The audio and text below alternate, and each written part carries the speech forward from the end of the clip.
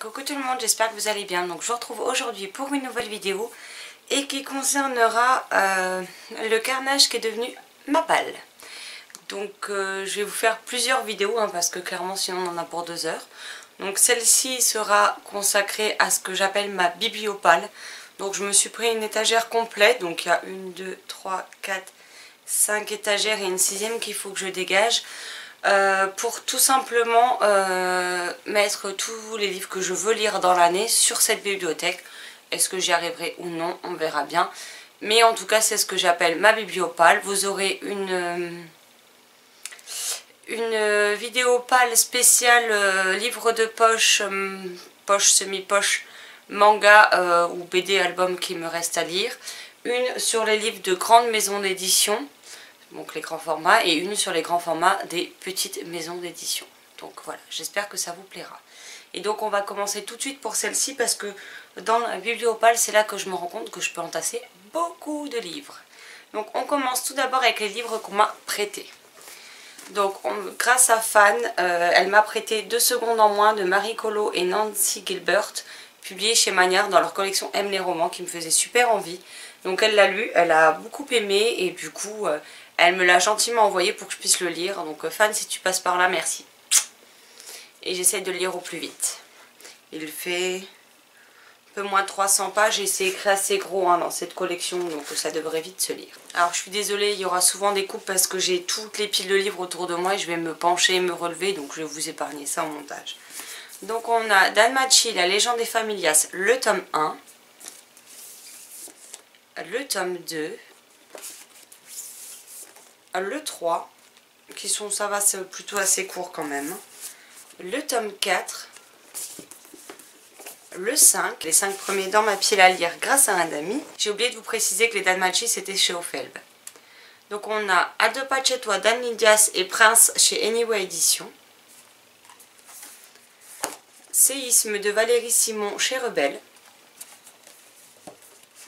Et j'ai tout qui tombe sur moi, ça va être pratique cette vidéo. Les autres, étape 1, Le survivant de Sandra Moyon chez Plume Blanche Édition. Une héritière à Valenciennes d'Adeline Diaz qui n'est plus publiée à l'heure actuelle et qui a été publiée aux éditions Ravé-Anceau.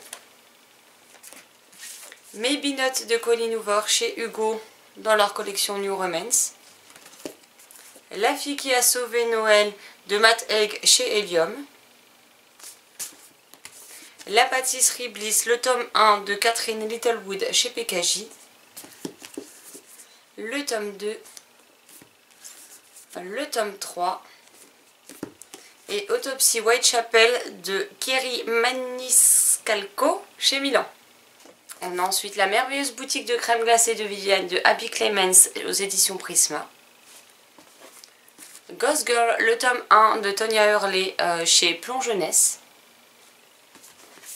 Simon Thorne, le tome 1 et le sceptre du roi animal de Aimé Carter chez Michel Lafon, dont le tome 2 sort prochainement. La mort du temps de Aurélie Wellenstein chez Scrinéo. Aelphick de Patrick Maxper chez Scrinéo.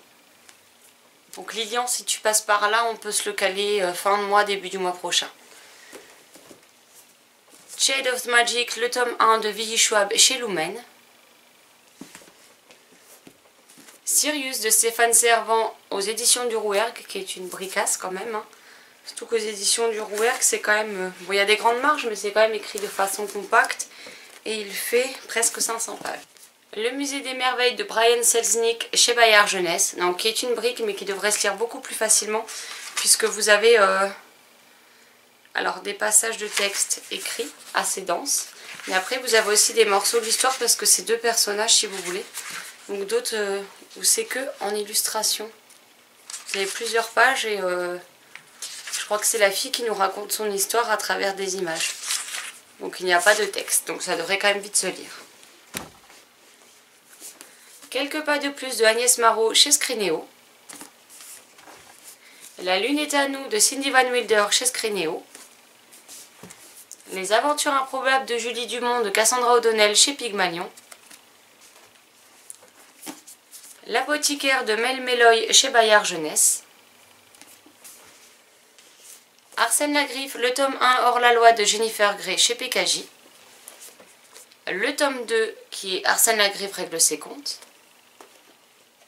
Sarah Normal de Phoebe Rivers, donc les tomes 1, 2 et 3 chez PKJ. Le Clan des Innes, le tome 1 Pitbull publié aux éditions Le Gâteau sur la Cerise. L'héritage de Adeline Tesson publié aux éditions Sharon Kenna, pardon. Oscar et la recette du bonheur de Sarah Moore Fitzgerald chez Albin Michel Jeunesse. Queen Red Riding Hood Guide to Royalty de Chris Colfer aux éditions... oui, je fais la maline mais c'est en anglais donc j'en sais rien. Little Brown Books for Young Readers. Ça doit être ça. Donc ce sera mon premier VO que je vais tenter. Il fait environ 100 pages et c'est comme ceci. Mais c'est un personnage qui m'intrigue beaucoup, le chaperon rouge dans le pays des contes, donc j'espère que je vais comprendre quelque chose. Tina de Pierre Bottero chez Flammarion. Mantine, le tome 2 Pas de cadeau de Jovitek publié chez Flammarion.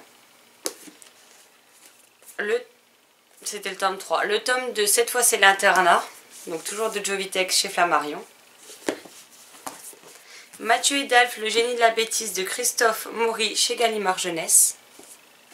Shadow Magic, le tome 1 de Joshua Kahn chez Seuil Éditions. Très vite ou jamais de Rita Falk chez Magnard dans leur collection Aime les romans. Encore faut-il rester vivant de Anne Ferrier aux éditions Magnard dans la collection Aime les romans. Dans l'ombre de Léna de Katharina von Bredow, toujours chez Magnard Jeunesse dans leur collection Aime les romans. Libération de Patrick Ness chez Gallimard Jeunesse.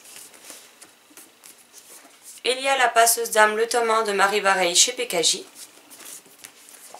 Creative Thing, le tome 1, pas toujours sur le droit chemin de Rachel Berthelot, publié chez Sharon Kenna.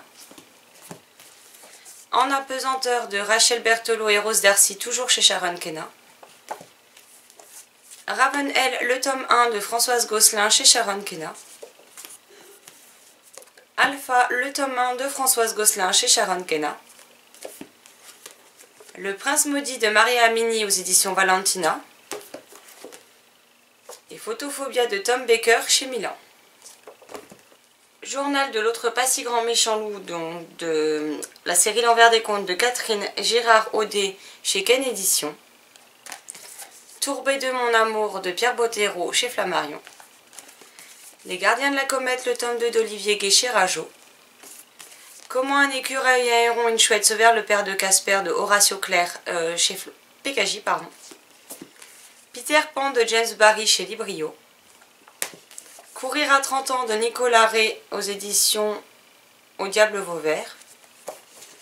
L'étrange cas du Dr Jekyll et Mr Hyde de Stevenson chez Le Livre de Poche, qui est tout court. Le mystère de la nuit des pierres de Evelyne Brissou-Pellen chez Bayard. Tout ce que je désire de Anne Pavignagno chez Bayard. Comme un frère de Françoise G, toujours chez Bayard. Cauchemar, le tome 1 de Jason Segel et Kristen Miller chez Bayard. La petite dernière de Suzy Morgenstern chez Nathan. 15 jours sans réseau de Sophie Rigal-Goulard chez Rageot. Goulard, je sais pas du tout comment on prononce, je suis désolée. Les aériens de Marie-Catherine Daniel chez Sarbacane. Des lendemains qui chantent de Anne Lanoé chez Fleurus. J'arrive pas à les faire tenir, c'est une catastrophe. Fox Raff, le tome 1 de Inbali Iserl chez Albin Michel Louise. Say Something de Jennifer Brown chez Albin Michel dans leur collection Lit. Percy Jackson, le tome 1, le voleur de foot de Rick Riordan chez Albin Michel Louise, mais ici chez France Loisirs. Oniria, le tome 1 de BF Paris chez Hachette. Le temps des magiciens de Cressida Cowell, chez Hachette. La terrifiante histoire de Prosper Reading, le tome 1 de Alexandra Bracken chez La Martinière J-Fiction. Felicity Hadcock, le tome 1 de Sophie Jomain chez J'ai lu. Les étoiles de Nocède, le tome 1, toujours de Sophie Jomain chez J'ai lu. Le Puits des Mémoires, le tome 2 de Gabriel Katz chez Pocket. L'héritier des Draconis, le tome 2 de Karina Rosenfeld chez Gulfstream. Et et le tome 3. L'Auberge entre les mondes, le tome 2 de Jean-Luc Marcastel chez Flammarion. Les Sœurs Carmine, le tome 1 de Ariel Holz chez Nemos dans leur collection Naos. Sang de lune de Charlotte Bousquet chez Gulfstream. Je perds mes cheveux dans les bouquins. Le feu dans le sang de Johan Elliot, ou Elliot, je sais pas comment on dit, chez Scrinéo. Toujours de Johan Elliot, mais cette fois chez Lynx. Lena Wilder, le tome 1, donc Carnet 1 sauvage. Zalim, le tome 1 de Karina Rosenfeld chez Scrinéo. La maison des reflets de Camille Brissot chez Syros. Les pluies, le tome 2 de Vincent Villeminot chez Fleurus. L'aura noire de Ruperto Sanque, publié chez Scrinéo. La fille qui avait bu la lune de Kelly Barnhill chez Anne Carrière Éditions. Génération K, le tome 2 de Marine Carteron aux éditions du Rouergue. Omega de Deborah Jimarazzu aux éditions Kitsungari, pardon. Tragique Circus de Mathieu Guibé et Cécile Guyot aux éditions du Chat Noir. Roméo et Juliette que je me relirai une fois de plus cette année, de Shakespeare, hein, je pense qu'il n'y a plus besoin de préciser. Paris est tout petit de Maïté Bernard chez Syros, donc moi j'ai la couverture des ENC. L'école du bien et du mal, le tome 1 de Soman chez Nani chez PKJ. Et Rebecca Keane, le tome 2 de Cassandra O'Donnell chez J'ai lu. Sherlock Lupin et moi de Irène Adler, qui apparemment est PD Baccalario chez Albin Michel Jeunesse. Lola et le garçon d'à côté, qui est plus ou moins la suite de Anna et le French Kiss de Stephanie Perkins aux éditions La Martinière. Sous influence, le tome 1 de Gwen Hayes aux éditions Panini Books. Et c'est dans la collection Panini Books Romance. PS Je t'aime toujours de Jenny Anne aux éditions Panini Books dans leur collection Scarlett. Il faudrait peut-être que je lise parce que j'avais beaucoup aimé le premier tome. Et j'aimerais bien lire le 2 pour enchaîner cet été avec le 3. Et finir ainsi cette série. Gaspard des profondeurs de Yann Rambaud chez Hachette. Les rumeurs d'Issard, le tome 1 de Marie Caillé chez Hachette. Rebelle Belle de Rachel Hawkins chez Albin Michel Luis. Sister Red de Jackson Pierce chez Albin Michel Luis. Titania 3.0 de Pauline Pucciano chez dans la collection Aime les romans de chez Manière Jeunesse. Vous pouvez voir qu'il y a des maisons d'édition qui reviennent beaucoup quand même. Hein. William Anton, le premier tome de Bobby Pierce chez PKJ. Witch Hunter, le premier tome de Virginia Baker chez PKJ. Instinct, le tome 1 de Vincent Villeminot chez Nathan dans leur ancienne collection Blast. Boys Don't Cry de Mallory Blackman chez Milan dans leur ancienne collection Macadam. Plus encore que la vie de Amy Plum qui est le tome 1, donc toujours dans leur ancienne collection de chez Milan Macadam. Il était fait pour moi de Rebecca Serle au livre de poche jeunesse, donc il y a une réécriture de Roméo et Juliette qui explique qu'il est là. Tout comme Le Prince des Ténèbres de Rachel Kane, où là on suit, c'est Mercus, non c'est Benvolio. Je sais plus, je crois que c'est oui, c'est Benvolio Montaigu qu'on suit.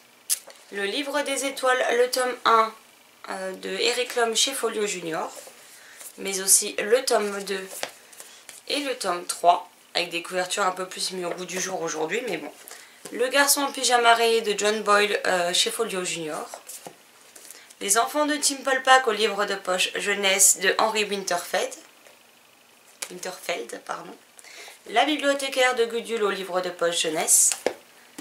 Les dents de la nuit anthologie vampirique de S. Cohen Scully au livre de poche jeunesse. J'ai embrassé un zombie, j'ai adoré de Adam Seltzer au livre de poche jeunesse. Donc vous voyez, il y a aussi beaucoup de courts livres, parce que j'aimerais bien les déstocker cette année. Une année là-bas de Essa JFL chez Hachette, dont le tome 3 va sortir ou vient de sortir. The Graces, le tome 1 de Laure Eve chez Hachette. Nos cœurs en désaccord de Crystal Sutherland chez PKJ. Alzer Van Pred, le tome 2 de Chloé Delalandre chez Rebelle, dont le tome 3 sort pour les Imaginales. IRL de Agnès Marot chez Gulfstream avec la couverture toute rose et les pages toutes roses. Parce qu'il y a un deuxième tome qui sort dans le même univers qu'est Erreur 404 et qui vient de sortir ou va sortir, je sais plus en fait. Et là je vous ai sorti un livre que j'ai déjà lu, bravo. De mieux en mieux. Kayla Marshall, le tome 1 de Estelle Wagner aux éditions du Chat Noir. La prophétie d'Alysiane, le tome 1 de Justine Paterrour aux éditions Valentina. Damanta, le tome 1 de Céline Guffroy chez Valentina. Gabriel de Céline Guffroy chez MXM Bookmark dans la collection Imaginaire. Les Extraordinaires, le tome 1 de Jennifer Bell chez Albin Michel Louise. Les Élémentaires de Nadia Coste chez Castlemore. Immortel de Kat Tiernan chez Hachette et ici chez Françoise Zir pour pouvoir lire les tomes 2 et 3 avec Maud.